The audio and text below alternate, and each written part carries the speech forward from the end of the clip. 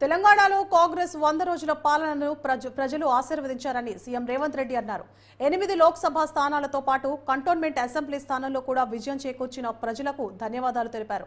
ప్రజల ఆశీర్వాదాలు ఆత్మస్థైర్యాన్ని పెంచాయని, మరింత సమర్థవంతమైన పాలన అందించడానికి ఉత్సాహాన్ని ఇచ్చారని రేవంత్ రెడ్డి అన్నారు. ప్రజల మద్దతు కాంగ్రెస్కే ఉందన్న విషయాన్ని ఫలితాలు మరోసారి రుజువు చేశాయని చెప్పారు.